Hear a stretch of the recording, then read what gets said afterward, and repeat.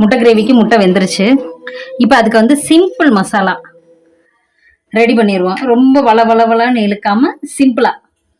நான் சின்ன வெங்காயம் எடுத்திருக்கேன். பெரிய வெங்காயம் வேணுனாலும் எடுத்துக்கலாம். ஒரு இப்போ நான் 5 முட்டைனா ஒரு 20 சின்ன வெங்காயம், பெரிய வெங்காயம்னா ஒரு 3 வெங்காயம் பெரிய வெங்காயம் எடுத்துக்கலாம்.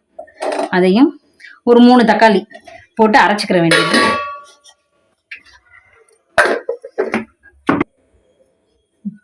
முட்டை கிரேவி ரெடி பண்ணலாம். வெங்காயமும் தக்காளியும் நல்லா அரைச்சாச்சு.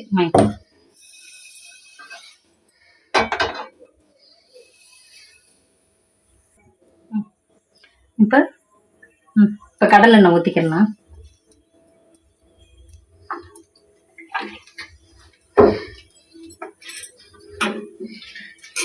எண்ணெய் காயுது.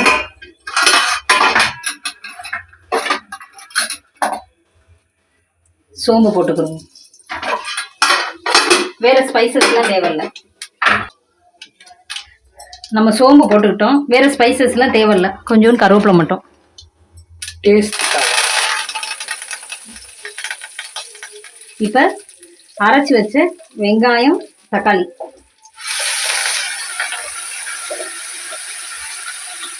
இது எதுக்கு வெங்காயம் தக்காளி அரைச்சி ஊற்றுறோம்னா கொஞ்சம் கெட்டி கொடுக்கும், கிரேவி பதம் வரும்.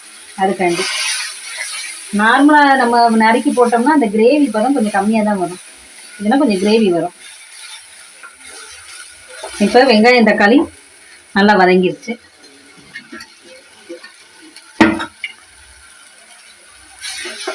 இப்போ அதோட இஞ்சி பூண்டு பேஸ்ட்டு 1 டீஸ்பூன்,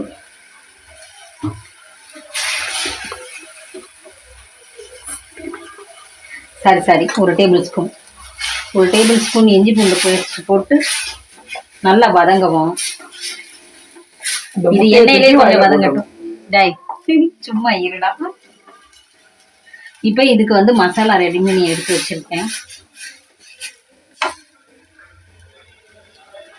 நம்ம வீட்டில் அரைச்ச குழம்பு பொடி, சாம்பார் பொடி, மிளகாய் பொடி. நம்ம இப்போ ஸ்பைசஸ்லாம் சேர்க்கலை. ஸோ அதனால நான் அதை வந்து எல்லாத்தையும் அரைச்சிருக்கேன். கறி மசாலா பொடியை வீட்டிலே அரைச்சது. இது எல்லாமே இப்போ 5 முட்டைன்றனால குழம்பு பொடி வந்து 1 ஸ்பூன், இது 1 ஸ்பூன், இது 1 ஸ்பூன், இது மட்டும் 1/2 ஸ்பூன் மட்டும் எடுத்துக்கணும். இப்போ இது எல்லாத்தையும் இது நல்லா வதங்கிருச்சு. எல்லாத்தையும் போடுறோம்.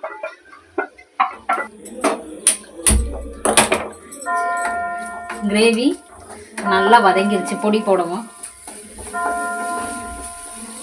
இப்போ அந்த எண்ணெயெல்லாம் பிரிஞ்சு வரவும் கொஞ்சமாக தண்ணி ஊற்றிக்கிற வேண்டியது. நம்மளுக்கு எவ்வளோ வேணுமோ தண்ணி ஊற்றிக்கிற வேண்டியது. இப்போ பாருங்க கிரேவி பதம் வருது. குழம்பு பதம் மாதிரி தெரியுது. இல்லை வத்திரும். இப்போ நம்ம தேவையான அளவு உப்பு போட்டுக்கிற வேண்டியது. எல்லாரும் தேவையான அளவுன்றாங்க. அது என்ன அளவு? அது ஒவ்வொருத்தவங்களோட டேஸ்ட்டுக்கு ஏத்தாப்புல. ஒரு சில பேர் குறைச்சி போடுவாங்க. நான் கல் உப்பு தான் போடுறேன். ஒரு சில பேர் குறைச்சி போடுவாங்க. ஒரு சில பேர் வீட்டில் உள்ள பெரியவங்களுக்கு ஏத்தாப்புல பார்த்து அட்ஜஸ்ட்மெண்ட் பண்ணி போட்டுக்கிடுவாங்க. உப்பு போட்டாச்சு. இப்போ கொதி வரவும் முட்டையை ஒவ்வொன்றா போட்டுக்கலாம்.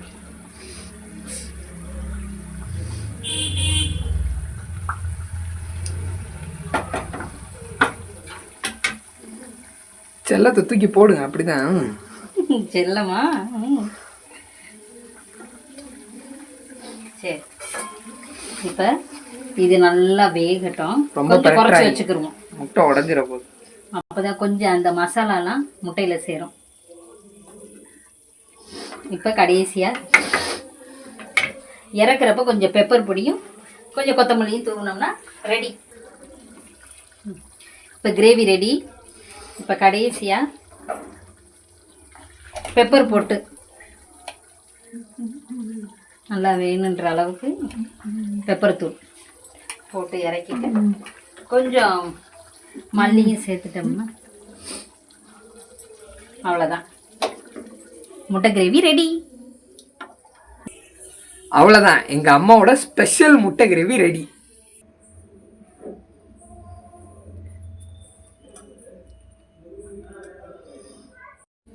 சிமின் குட்டி தா உனக்கு சுட சுட பிரியாணி. டே மோனியா கலக்கிட்டியே. சாப்பிடு சாப்பிடு. எல்லாரும் இதே மாதிரி ட்ரை பண்ணி என்ஜாய் பண்ணுங்க. பாய்.